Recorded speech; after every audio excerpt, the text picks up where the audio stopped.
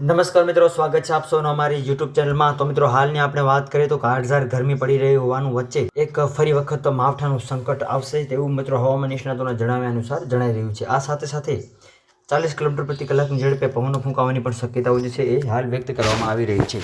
તો મિત્રો, હાલની આપણે બીજી બાજુ વાત કરીએ તો ગુજરાત રાજ્યના અલગ અલગ ભાગોની અંદર જ્યારે કાળઝાળ ગરમી પડી રહી છે એવામાં મિત્રો ફરી વખત માવઠાનું સંકટ જોવા મળે એવું હાલ હવામાન નિષ્ણાતોના જણાવ્યા અનુસાર જણાઈ રહ્યું છે। અને મિત્રો, બીજો બાજુ આપણે વાત કરીએ તો આગામી દિવસોની અંદર એટલે કે જૂન પછીના દિવસોની અંદર જે છે એ પ્રી મોન્સૂનની એક્ટિવિટી જોવા મળે એવું હાલ અનુમાન લગાવવામાં આવી રહ્યું છે। સાથે સાથે વાતાવરણમાં પલટો આવવાની શક્યતાઓ પણ વ્યક્ત કરવામાં આવી રહી છે।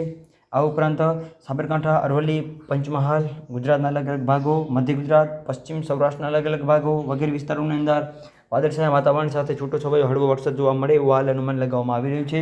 તેમજ મિત્રો 18 માર્ચની આસપાસ કમોસમી વરસાદની શક્યતાઓ છે એ પણ વ્યક્ત કરવામાં આવી રહી છે। અને 18 માર્ચ આસપાસ કચ્છ, બનાસકાંઠા, પાટણ, મોરબી, સુરેન્દ્રનગર, રાજકોટ, બોટાદ, ભાવનગર, અમરેલી, દીવ, દમણ, દાદરાનગર હવેલી, ભરૂચ, વડોદરા, છોટાઉદેપુર, નર્મદા, સુરત, તાપી વગેરે વિસ્તારોની અંદર વાદળછાયું વાતાવરણ જોવા મળશે અને કોઈક ભાગોની અંદર છૂટોછવાયો હળવો કમોસમી વરસાદ જોવા મળે એવું હાલ અનુમાન લગાવવામાં પણ આવી રહ્યું છે।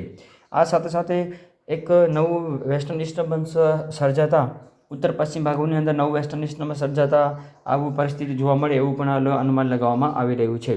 આ ઉપરાંત હવામાન વિભાગની સૌથી મોટી આગાહી અનુસાર ઉત્તર પ્રદેશ, બિહારના વિસ્તારોની અંદર વરસાદ જોવા મળશે। તેમજ 15-16 તારીખ આસપાસ ભારે પવન ફૂંકાવાની સાથે સાથે કમોસમી વરસાદ જોવા મળે એવું હાલ અનુમાન લગાવવામાં આવી રહ્યું છે। તો મિત્રો, વિડીયો ગમે તો વિડીયોને લાઇક કરો, શેર કરો, કોમેન્ટ કરો અને ચેનલમાં નવો હોય તો ચેનલને સબસ્ક્રાઈબ પણ જરૂરથી કરજો। તો મિત્રો, આપ સૌનો ખૂબ ખૂબ આભાર।